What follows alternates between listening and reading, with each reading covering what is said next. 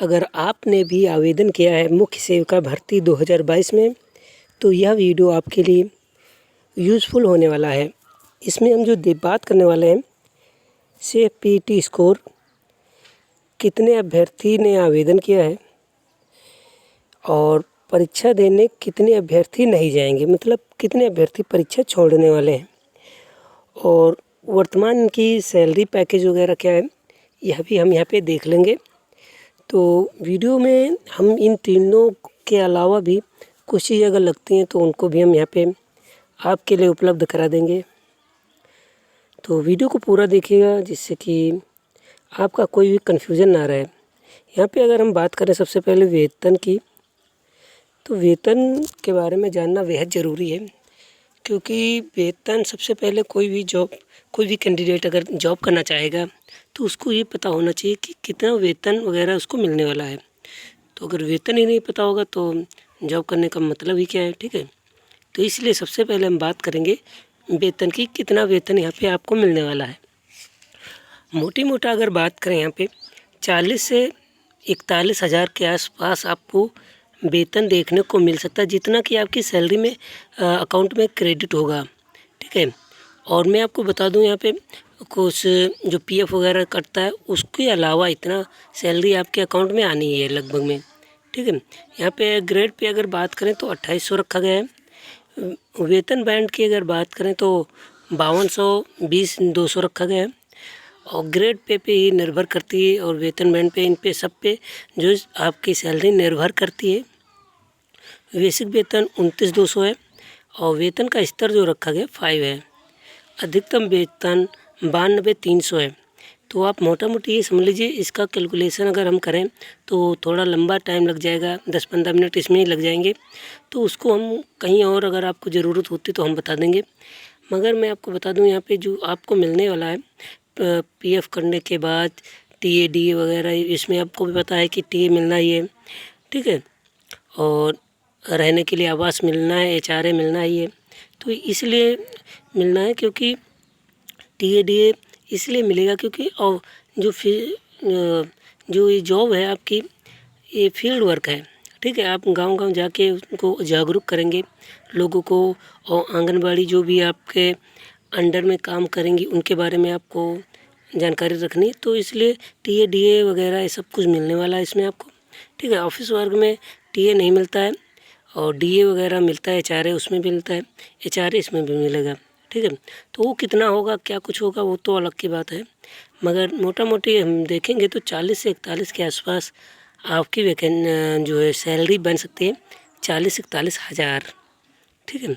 तो ये कन्फ्यूज़न मुझे लगता नहीं रहा होगा वर्तमान सैलरी का।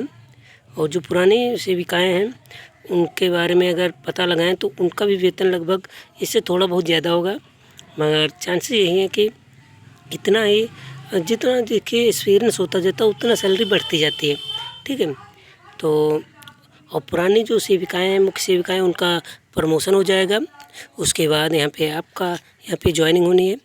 और यहाँ पे हम बात करने वाले हैं कि कितने आवेदन यहाँ पे मिले हैं कैंडिडेट के। तो आइए इस पे चर्चा कर लेते हैं। तो कुल आवेदनों की अगर संख्या की बात करें तो लगभग में 3 लाख के आसपास यहाँ पे आवेदन हुए हैं, ठीक है। 3 लाख के आसपास आवेदन हुए हैं। अब यहाँ पे सबसे इम्पोर्टेंट हो जाता है कि यहाँ पे कितने परीक्षा नहीं देंगे, ठीक है। अब परीक्षा उसमें हम शॉर्ट लिस्ट करने वाले हैं, जो कैंडिडेट शॉर्ट लिस्ट होंगे। 3 लाख के 3 लाख यहाँ पे परीक्षा देने को नहीं मिलेगा, 3 लाख कैंडिडेट को। तो उसमें जो शॉर्ट लिस्ट होंगे, ठीक है, आपको भी पता है 3,000 से कम वैकेंसीज हैं, ठीक है। तो 3,000 का अगर देखें तो 45,000 कैंडिडेट यहाँ पे बन रहे हैं। मैं मोटा मोटी मान रहा हूँ कि 60 से 70 हज़ार कैंडिडेट यहाँ पे आपको शॉर्ट लिस्ट होती हुई दिखेंगे। और इसमें अब हम बात जो करेंगे PT सेफ स्कोर की, क्योंकि मैंने बता दिया कि 60 से 70 हज़ार यहाँ पे कैंडिडेट जो हैं अपेयर करेंगे मुख्य परीक्षा मुख्य सेविका की, क्योंकि 3 लाख में अब इतने कैंडिडेट शॉर्ट लिस्ट होने हैं। और हालांकि मैं आपको बता दूं, लेखपाल भर्ती में तो 30 गुना बुला लिए गए थे, जो कि 2.5 लाख थे, मैं बता दूं आपको, जब से मेरा सिलेक्शन हुआ है और मेरे वाले में तो ऐसे था, जो 15 गुना 10 गुना बुलाए जाने का चांस जो सिस्टम था टाइपिंग में, तो 10 गुना ही बुलाए गए थे। 1400 पोस्ट थी और 13,994 समथिंग इतना ही कुछ था, इतने बुलाए गए थे और फाइनल में 1400 सेलेक्ट हुआ, जिसमें एक मेरा भी रोल नंबर है। तो यहाँ पे हम अगर बताएं आपको, तो इसमें जो होने वाले हैं, कितने अभ्यर्थी परीक्षा नहीं देंगे, हम मान के चल रहे 70,000, ठीक है, 70,000 मान के चल रहे और घट बढ़ सकती है। मैं इसमें क्लियर नहीं बता सकता क्योंकि पिछली वैकेंसी में इन्होंने किया है, कुछ भर्तियों में बराबर लिए हैं, कुछ भर्तियों में बढ़ गए हैं, कुछ में कम हो गए कैंडिडेट, तो ये थोड़ा बना रहता है। क्योंकि जो कट ऑफ मार्क्स डिसाइड होते हैं, कट ऑफ अगर 70 गई है तो 70 पे जितने भी कैंडिडेट होते हैं सबको शॉर्ट लिस्ट कर लिया जाता है, ठीक है। और जो फाइनल में अगर एक ही मार्क्स के होते हैं कैंडिडेट, सेम मार्क्स के, तो उसमें एज लिमिट वगैरह देखते हैं और किसने कब किया उस हिसाब से देखते हैं, वो तो अलग की बात हो जाती है। मगर इसमें अगर देखें मुख्य परीक्षा के लिए शॉर्ट लिस्टिंग का, तो इसमें सभी कैंडिडेट यहाँ पे शॉर्ट लिस्ट हो जाते हैं जो भी उस नंबर पे होते हैं। जैसे 70 कट ऑफ गई तो 70 पे जितने भी कैंडिडेट हैं वो मतलब कि मुख्य परीक्षा के लिए एलिजिबल हो जाते हैं। और मैं आपको बता दूं कि सेफ पीटी स्कोर क्या होने वाला है। भले ही आप बहुत से यूट्यूब चैनल देखते होंगे जिसमें आपको 60 से 70 बताया जा रहा होगा, ठीक है, 60 से 70 के बीच में बहुत से ऐसे यूट्यूबर हैं जो आपको बताएंगे कि 60 से 70 पीटी स्कोर जाएगा। तो मैं आपको बता दूं यहाँ पे सबसे क्लियर क्या है, 100% सेफ जो है, दो तरीके से हम यहाँ बताने वाले हैं, एक 100% सेफ और एक मोस्ट चांसेस किसके हैं, ठीक है। 100% चांस जो है 50%, ठीक है, 50 परसेंटाइल के ऊपर जिनका भी है, मार्क्स मैं नहीं बता रहा हूँ, परसेंटाइल बता रहा हूँ। परसेंटाइल के हिसाब से जब आप सर्टिफिकेट देखेंगे तो उसमें आपको पता चल जाएगा कि कितना परसेंटाइल आपका है, ठीक है। तो 50 परसेंटाइल अगर देखें तो इसके ऊपर वाले सभी कैंडिडेट, फीमेल कैंडिडेट ही केवल होना है, आपको पता ही है। तो सभी फीमेल कैंडिडेट यहाँ पे शॉर्ट लिस्ट हो जाएंगी। और उसके नीचे की अगर हम बात करें, उसके नीचे मतलब कि किस में चांसेस मैक्सिमम है कि इतनी कट ऑफ जाए, तो उसके बारे में हम बता दें आपको।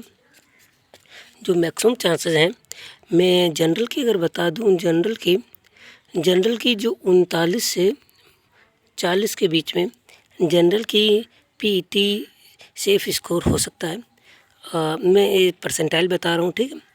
39 से 40 परसेंटाइल जिन भी कैंडिडेट का है, तो सिंपल सी जाहिर सी बात है कि वो लोग यहाँ पे शॉर्ट लिस्ट हो सकते हैं, ठीक है।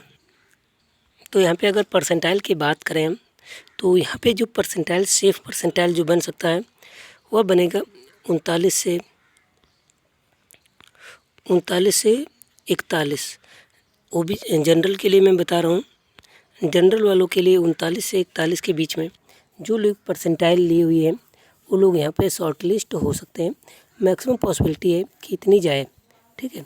और 100% श्योरिटी के साथ अगर कहें तो जो है 50 के ऊपर अगर है तो बिल्कुल सेफ़ है, और इतने पे आता है तो थोड़ा चांसेस यहाँ पे भी ज़्यादा है, हो सकता है इससे कम भी जाए, ठीक है। क्योंकि अब देखना है कि कितने मार्क्स किन कैंडिडेट्स के हैं उसके हिसाब से। तो जनरल का मैंने बता दिया 39 से 41। ओबीसी की अगर बात करें हम यहाँ पे, तो ओबीसी की जो परसेंटाइल बन सकता है 37 से 39, ठीक है। 37 से 39 ओबीसी वाले कैंडिडेट यहाँ पे देखेंगे तो शॉर्ट लिस्ट हो सकते हैं, ठीक है, 37 से 39 वाले। ईडब्ल्यूएस वालों का भी अगर देखें तो 37 से 39 ही मान के चल रहे हैं, ठीक है। लगभग में इतनी ही इनकी भी परसेंटाइल स्कोर जाना चाहिए शॉर्ट लिस्टिंग के लिए मुख्य परीक्षा में। और ज़्यादा मतलब इसलिए नहीं जाएगी, आपको भी पता है कि मैक्सिमम जो फीमेल कैंडिडेट हैं पहली बार 2021 में आवेदन नहीं किए थे, तो वो लोग यहाँ मुख्य परीक्षा में आवेदन करने के लिए एलिजिबल ही नहीं थे, इसलिए यहाँ पे दिक्कत हुई है, ठीक है। तो आप ये समझ लीजिए कि जो मैं बता रहा हूँ इससे मुझे लगता है कि इससे कम ही ना चली जाए, ठीक है। एनम में मैंने बताया था कि हो सकता है 0 पे ले लिया जाए। और वहाँ पे देखा माइनस में जिसने भी परीक्षा दी थी पीईटी परीक्षा 2021 सभी शॉर्ट लिस्ट हुई थी। हालांकि उसमें थोड़ा कुछ स्पेशल योग्यता मांगी गई थी, मगर फिर भी यहाँ पे देखें तो यहाँ मैं जो बता रहा हूँ इतने के ऊपर वाली फीमेल कैंडिडेट सेफ़ हैं। अब अगर बात कर लें हम एससी की, तो एससी वालों की अगर बात करें तो यहाँ पे 30 से 31 के बीच में परसेंटाइल स्कोर वाली कैंडिडेट सेफ़ हैं मुख्य परीक्षा में शॉर्ट लिस्ट होने के लिए। अगली अगर बात करें हम एसटी कैंडिडेट की, तो एसटी सभी कैंडिडेट को बुलाए जाने के चांसेस हैं। ठीक है, जितने भी कैंडिडेट एसटी के हैं सभी यहाँ पे बुलाई जा सकती हैं। अब अगली बात अगर कर लें पीएच वालों की, तो पीएच वालों की जो कट ऑफ बन सकती है वो बनेगी 31 से 35। ठीक है, इसमें थोड़ा अनुमान लगाना दिक्कत होती है, इसलिए मैं ज़्यादा यहाँ पे गैप ले रहा हूँ।